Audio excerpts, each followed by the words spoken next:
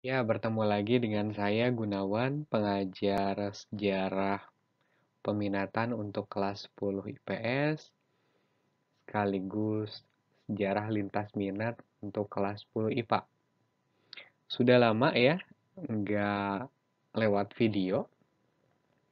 Hari ini kita kembali lewat video, dan materinya seperti yang sudah saya sampaikan sebelumnya memang berhubungan dengan pertemuan kemarin dan pertemuan sebelumnya, sebelum PTS.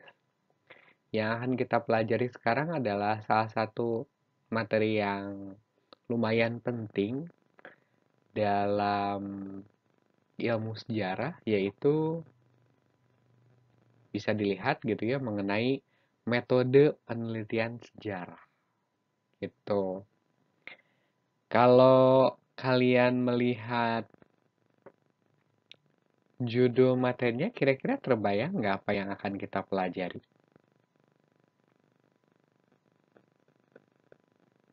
Gimana? Kira-kira kebayang nggak?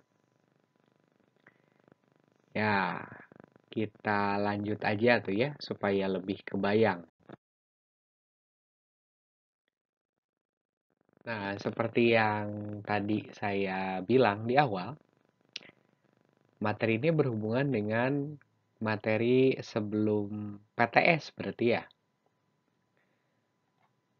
yaitu mengenai materi sejarah sebagai ilmu. Kalau mau di flashback lagi, bisa bisa sekalian buka catatannya ya. Nah, sejarah sebagai ilmu itu adalah bagian dari ruang lingkup sejarah, dan sebelum PTS saya sudah sampaikan bahwa sejarah sebagai ilmu itu, atau ciri sejarah sebagai ilmu itu ada 4 gitu ya. Ada empiris, udah gitu memiliki objek, memiliki teori, dan memiliki metode gitu. Nah, kalau ngelihat bagannya sampai sini, kira-kira udah kebayang nggak hubungan materi sekarang dengan sejarah sebagai ilmu? Nah, atau kita hubungkan dengan materi minggu kemarin lah ya. Minggu kemarin kita bahas mengenai sumber sejarah. Dan sumber sejarah itu posisinya ada di empiris. Karena saya bilang bahwa, nah, karena saya bilang bahwa empiris itu kan eh, ada dasarnya gitu ya, berdasarkan penelitian gitu. Jadi yang namanya sejarah yang kita kenal, sejarah yang kita baca di buku-buku sejarah gitu ya, itu kan sebenarnya berasal dari suatu penelitian.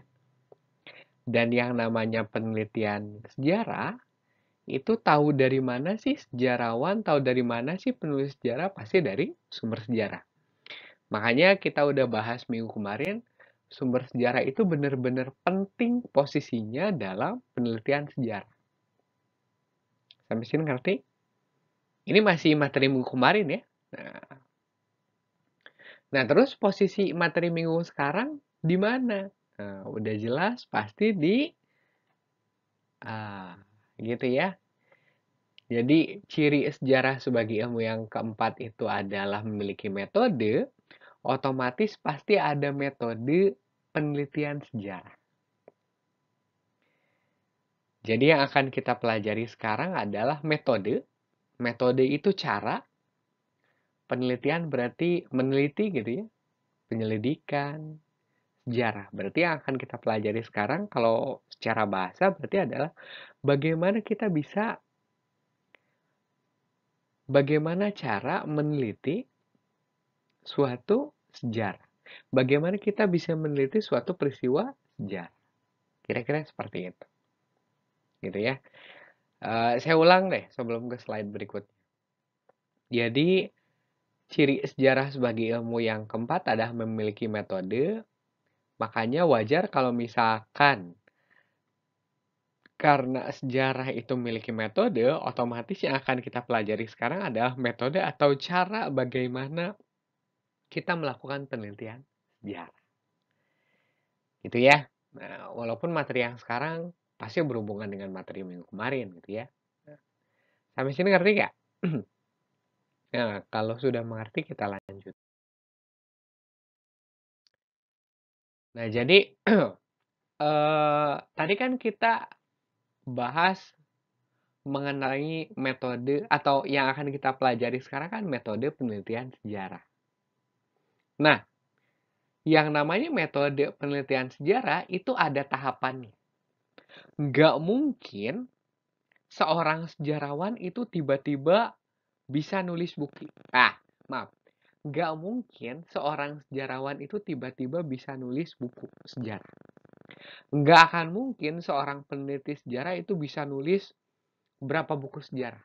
Pasti ada tahapannya, gitu kan.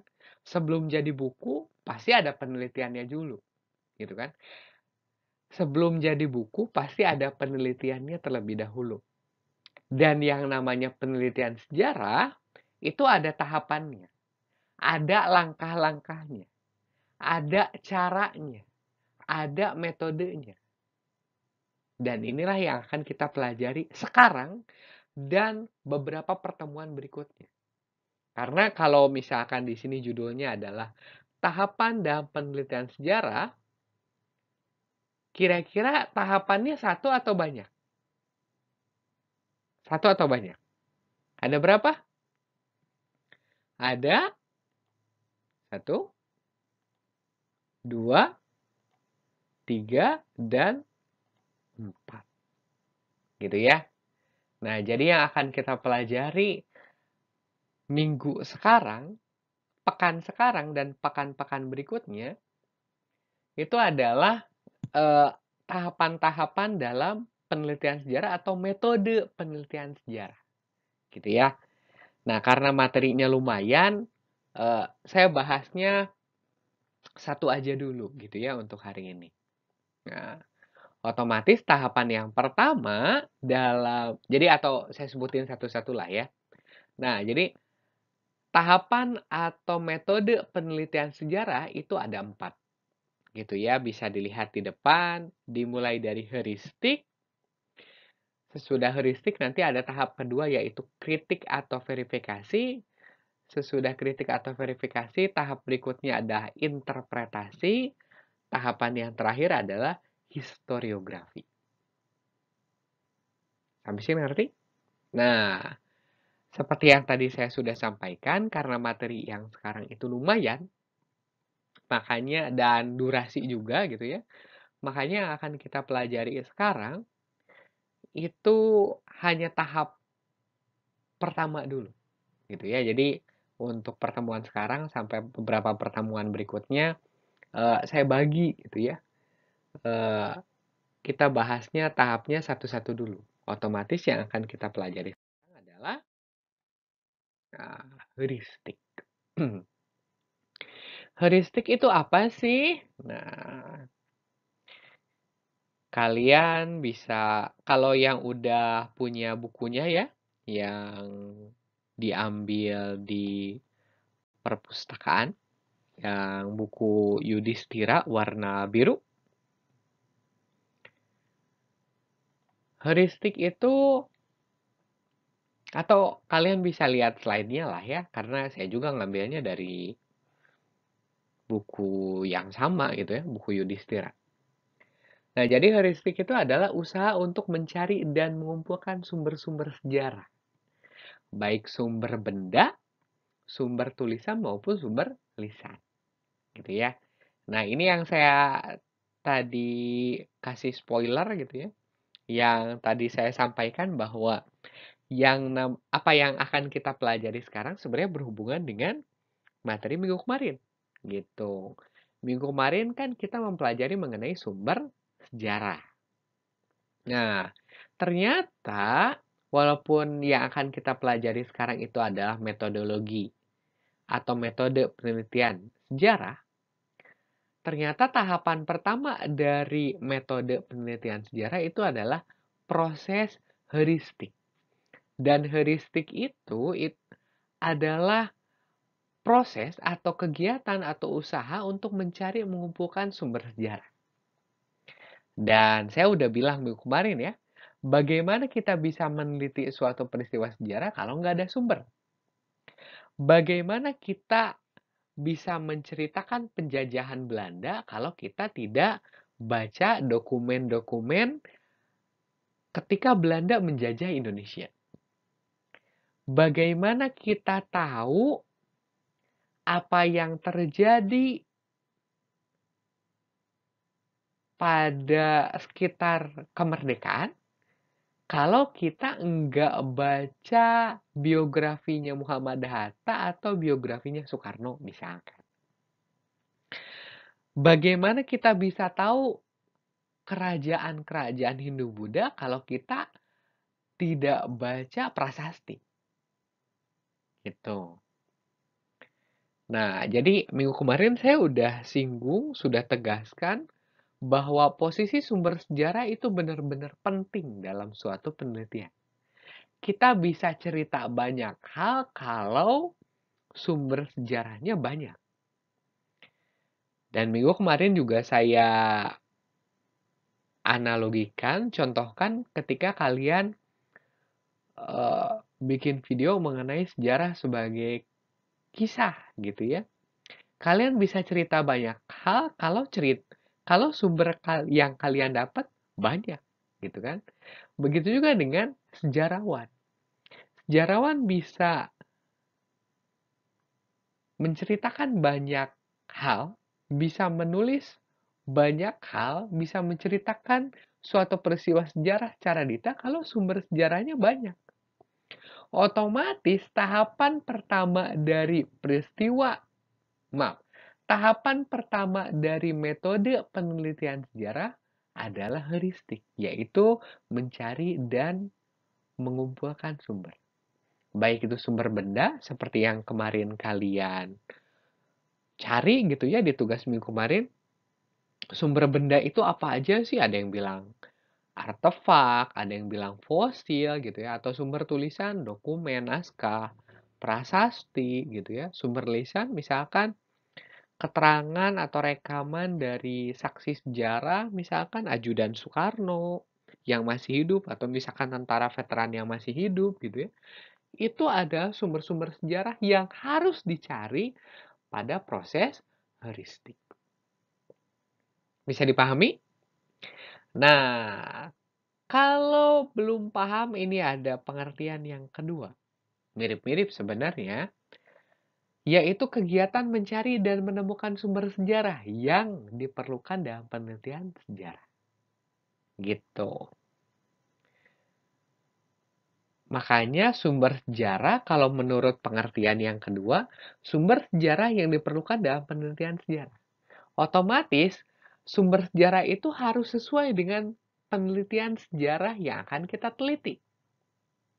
Misalkan, kalau kita ingin mempelajari mengenai kerajaan Majapahit, kita harus tahu, udah pasti sumber sejarahnya ada prasasti-prasasti atau kitab Pararaton atau kitab Negara Kertagama. Tapi kalau kita nggak bisa baca, misalkan tulisan Jawa kuno gitu ya, kita bisa baca buku sejarah karangan Slamet Mulyana. Karena Slamet Mulyana itu memang pakar dalam sejarah kerajaan Hindu-Buddha, terutama Majapahit. Otomatis sumber sejarah itu harus sesuai dengan penelitian sejarah yang akan kita teliti. Misalkan tadi saya kasih contoh, kalau misalkan kita ingin meneliti mengenai Majapahit, berarti harus bisa baca kitab Pararaton. Jangan bisa lah ya, tahu isi Pararaton, tahu isi Negara Kertagama, atau misalkan kalau kita nggak bisa baca prasasti atau misalkan tulisan Jawa kuno, ya nggak apa-apa lah baca bukunya Slamet Mulyana. Otomatis sumber sejarah itu disesuaikan dengan penelitian kita. Begitu juga misalkan kalau kita penelitiannya mengenai eh, tanam paksa misalkan pada masa penjajahan Belanda, otomatis kita harus siap dengan sumber-sumber sejarah, dokumen-dokumen yang berbahasa Belanda, yang ditulis oleh Belanda. Karena jelas, sumber sejarah yang akan kita gunakan itu harus sesuai dengan penelitian apa yang kita lakukan. Masih kurang, contoh yang lain misalkan. Contoh saya aja tuh ya, skripsi saya mengenai alasan Jepang memasuki Perang Dunia II. Nah, karena buku-buku sejarah yang membahas ini sedikit gitu ya,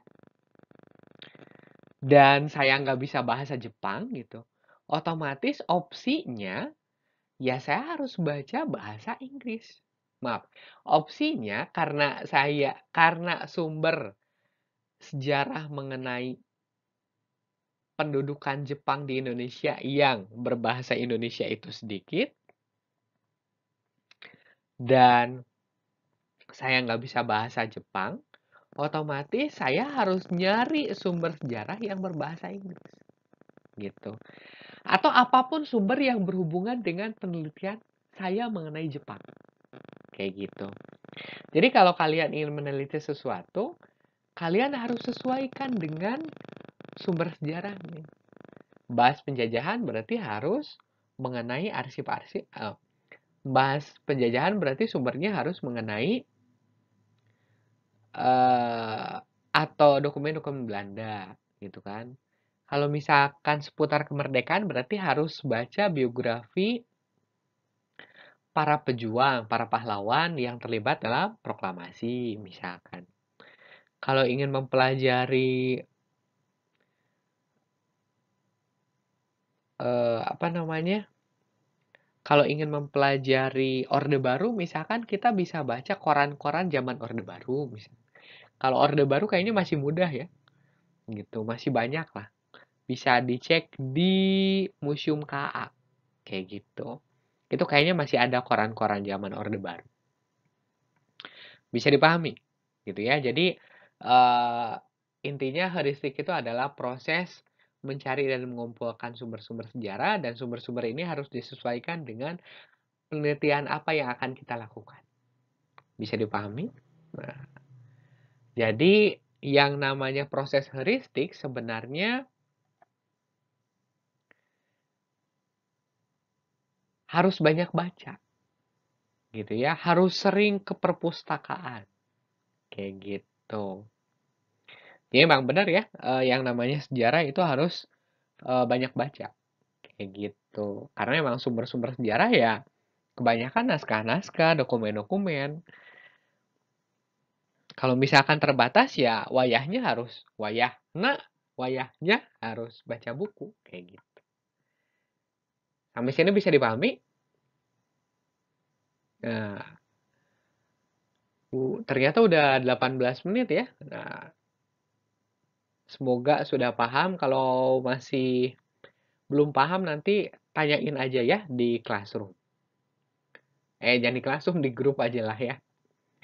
Nah, untuk hari ini seperti biasa ada tugas. Tugas 9.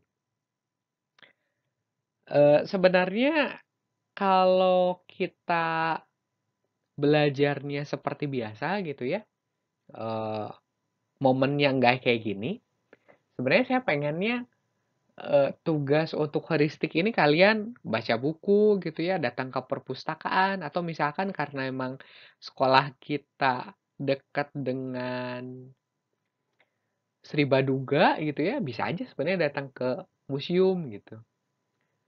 Tapi karena momennya kayak gini ya, eh heuristiknya searching aja tuh ya, gitu supaya mudah. Gitu. Saya tidak ingin memberatkan kalian. dan tugasnya adalah per kelompok. Nah, jadi bisa dilihat, jadi saya ingin kalian ya anggaplah ya penelitian kecil-kecilan, bukan kecil-kecilan lagi ya. Ini benar-benar hanya ya kecil-kecilan, amatir lah ya. Nggak seperti penelitian sejarah. Karena momennya kayak gini gitu. Jadi yang penting kalian eh, bisa tahu lah heuristik kayak gimana dan kira-kira heuristik itu mencari sumber gitu. Nah, jadi tugasnya apa? Bisa dilihat di depan. Selidikilah gitu ya atau carilah bersama kelompoknya. Jadi udah pasti tugasnya kelompok.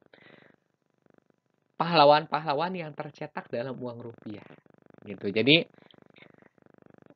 yang ingin saya tugaskan sama kalian, kalian kan pasti dikasih uang jajan kan walaupun mungkin kondisinya kayak gini gitu. Nah, kepikiran gak sih sebenarnya orang-orang yang wajahnya tercantum di uang kertas ya, bukan logam. Uang kertas itu siapa gitu. Nah, jadi untuk sekarang tugas kalian ada berkelompok. Kelompoknya yang waktu itu. Kalau lupa untuk yang kelas 10 IPS bisa cek sama Kezia ya. Atau kalau udah dihapus di Kezia, eh, nanti saya kasih tahu lah ya. Kalau nggak salah ada 5 kelompok. Dan untuk yang 10 IPA, ada kalau nggak salah catatannya di classroom. Atau mungkin kalian masih ingat.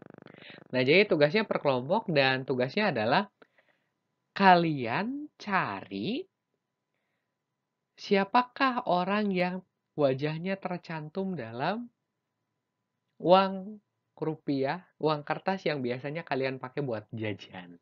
Gitu. Nah, jadi heuristiknya kalian searching di internet siapa pahlawan yang wajahnya ada di uang gitu.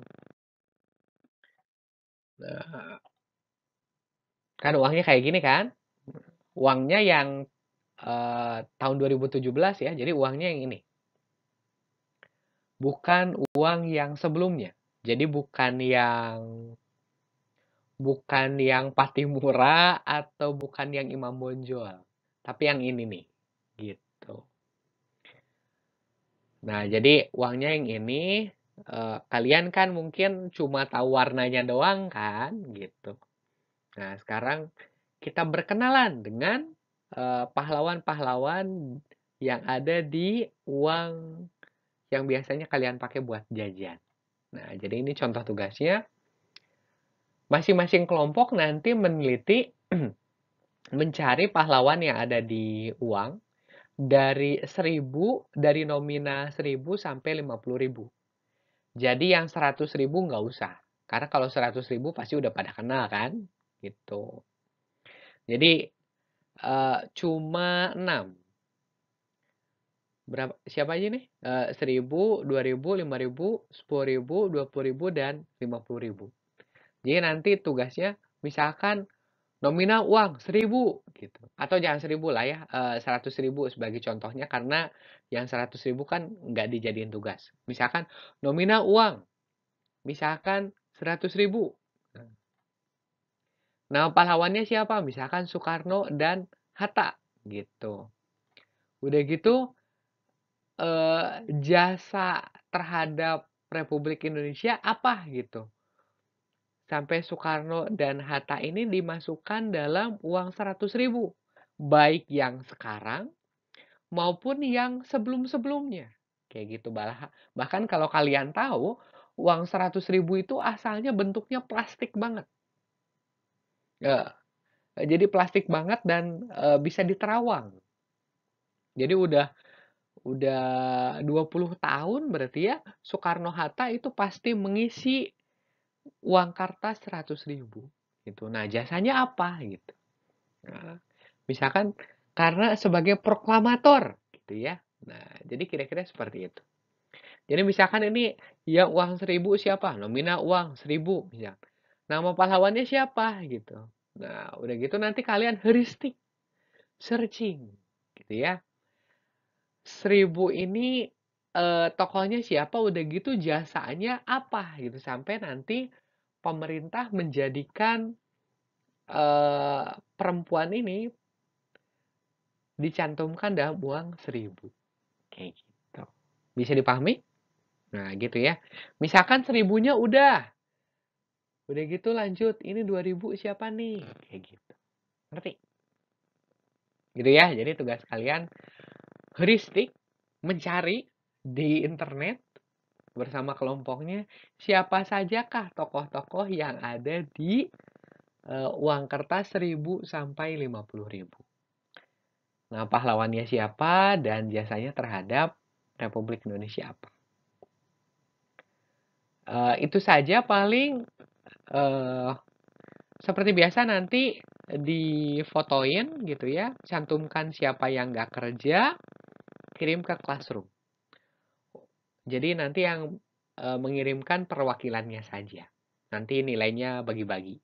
Kecuali kalau yang nggak kerja nanti nilainya saya kurangi.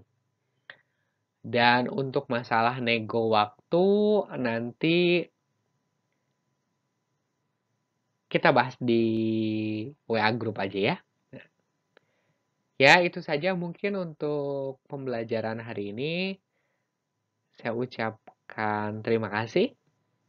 Selamat pagi.